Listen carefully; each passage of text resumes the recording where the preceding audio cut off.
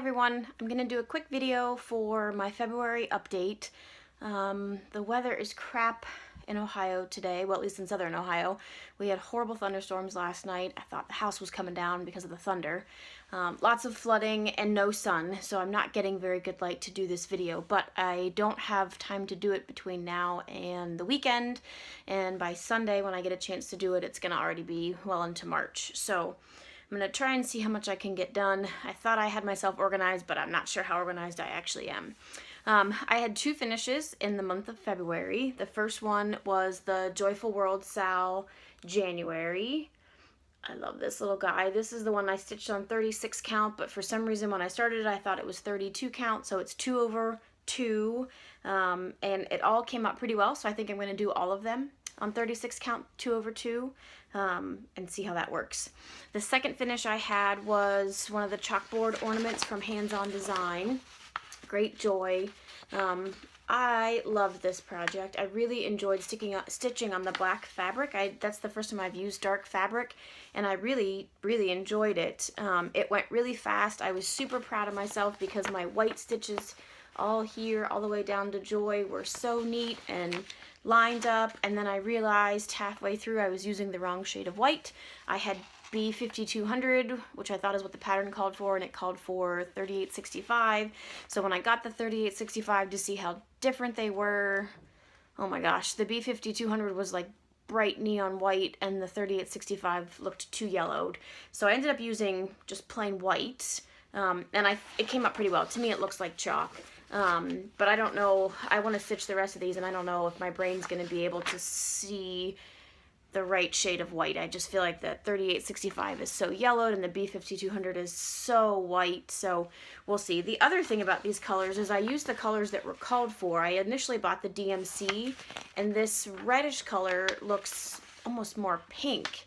And I was going to change it out, and then I went to my L&S to look and see what the hand-dyed ones looked like. They looked pretty similar, but I bought them anyways to try it, and I was shocked at how much red there actually was in the thread, or in the floss, when I put it on this dark fabric. I don't know that I can tell so much the variation in the red and the brown for the wreath, but the green I definitely can, so I think in the future I probably will just use the green when called for, the hand-dyed. The other ones I'll probably just use the DMC because I don't really see much of a difference. But those are really cute, and I really enjoyed that pattern. It went pretty quickly other than ripping out all the white that I'd already done and starting over. I worked on two projects this month. I've got a little kitty face sitting here. I think he thinks I'm talking to him. Maybe if he behaves, I'll show him at the end. If I pick him up now, he's going to start meowing. I worked on two projects. The first one, this one's a lot of fun, is the Brenda Gervais Jolly Happy Soul. Yeah, Jolly Happy Soul. This one I'm just using all the called for colors and the called for fabric.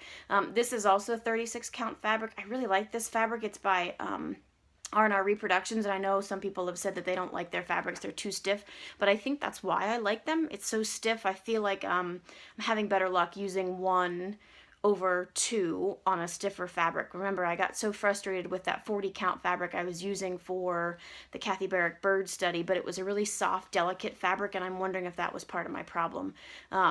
So I may try 40 count someday in the future, but it would definitely be on a stiffer fabric like an R&R fabric. But this is the progress that I've gotten on that. He's still in my Q-snap, so I'll take him out.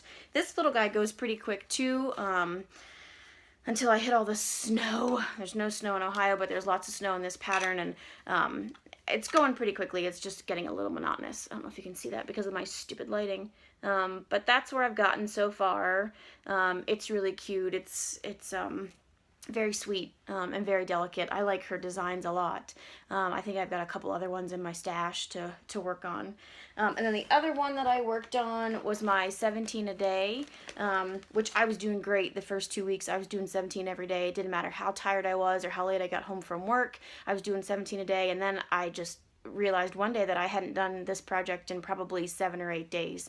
So I sat one day and did 10 days worth of 17 days of stitching. This is my little Grumpy Men from the Muppets. I don't love this pattern anymore, but I'm finishing it because it's the first time I've done 1 over 1.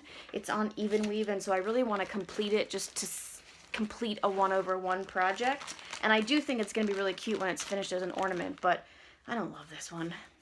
I can just leave them in my Q-snap. This is as far as I've gotten. It really is cute. And I know I said in my last video that I just could not get the 1/1. I just felt like I wasn't seeing anything, didn't see X's, but now that I've gotten more done on it and I know what it's supposed to be, it really has moved along much better since I complained in my last video. I've enjoyed it more. I can see the detail of the 1/1. I like the way 1/1 things look. I just don't know if stitching 1/1 is for me in the future, but we'll see. So that's pretty much all I did this month. I don't really have any purchases because I was trying to stitch from stash. I didn't set myself a budget. I was planning on just buying nothing, but my needlework shop has a 20% off sale for Super Bowl Sunday, 20% off all cross stitch and 40% off frame molding. So I took my Halloweenies in, that one's by Plum Street Samplers, to get framed, and then I also had to get new fabric to replace that 40 count fabric that I gave away at the retreat. Haha, I said retreat again. I gave that 40 count fabric away to Carrie, so I had to get a 36 count Autumn Gold, I think it's called, by Lakeside Linen. So we'll see how that project goes on a different count. So I bought needles, I bought the thread for that hands-on design chalkboard ornaments. I bought some more Q-snaps just to have more of the 6x6 and 8x8. So, yeah, I was really irritated. I really wanted to see if I could get through the first 6 months without spending anything, but I didn't buy any patterns. I didn't buy anything fun. I didn't buy any needle minders or anything fun. I just bought needles and Q-snaps, fabric, and 3 skeins of floss. So I'm not buying anything else, although I've been super tempted by all this Nashville needlework market nonsense. The Early Americans by Little House Needleworks is so cute. Really cute. I really want to do that. Plum Street Samplers has a new teeny weenie with a teeny weenie on it. It's really cute too. I saw somebody on Flosstube, Dina. I don't remember what her Flosstube channel is called. She lives in northern Georgia, but she just showed a really cute little Riolis bunny pattern that she did and finished into a pillow. It's adorable. So I have to have that when my Stitch from Stash diet is over. I think that's it. I thought there was another one I wanted to add to my list, but I think that's it. I'm sure there's more. There's always more, right? So I guess that's all that I have to show. Not a very long video. I am up to 553 subscribers when I checked before I started this. That is crazy. Thank you guys. Love the Flosstube love. I thought for sure I was going to get some hate after my last video because, you know, I told people go to your local needlework shop. If you have one, I get the whole online thing. I've done it. I'll probably do it again. You know, I was just trying to throw some love to the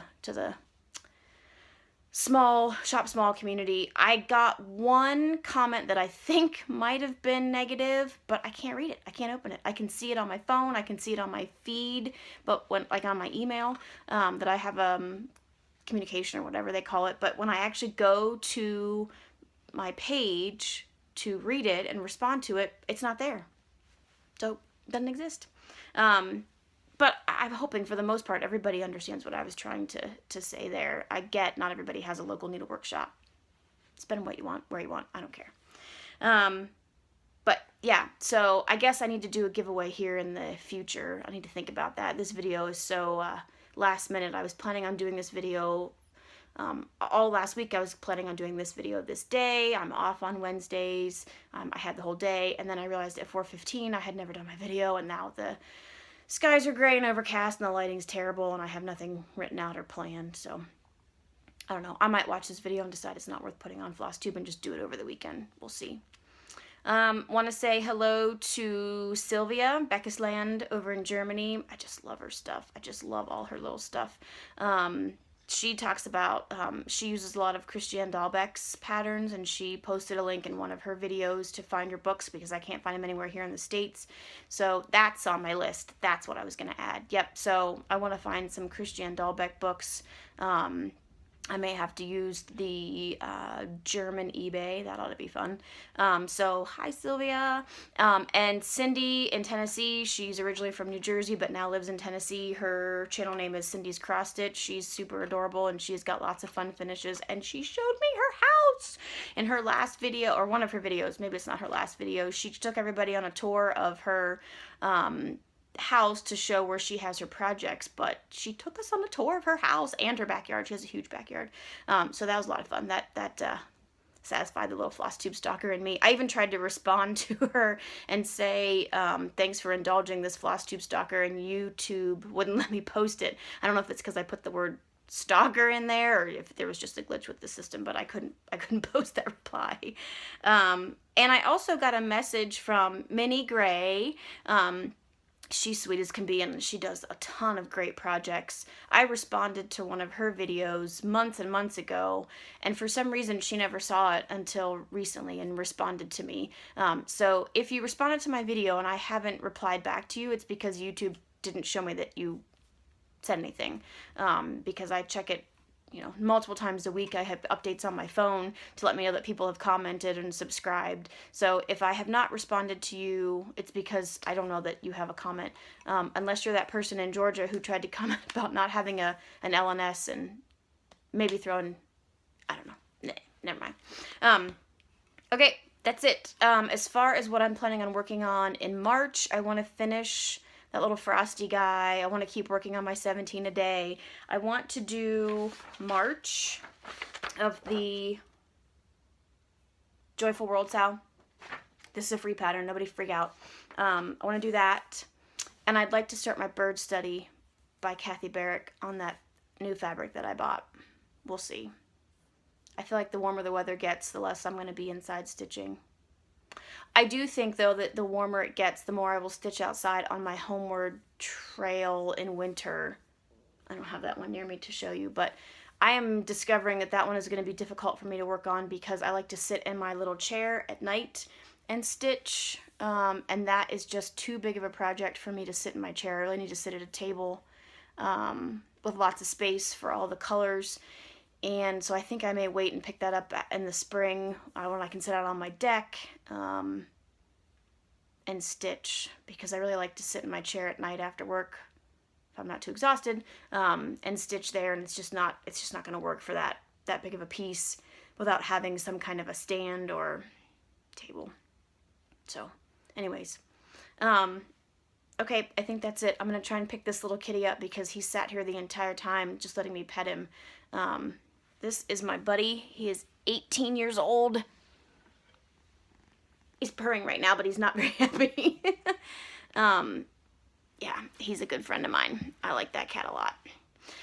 Okay, I hope everybody has a great stitchy month. Who knows, I may realize tomorrow that I forgot 18 different things and make a part 2 of this video because I feel like I did it on the fly with no list and no plan, and that is not my style. So, but thanks to everyone who has subscribed and commented.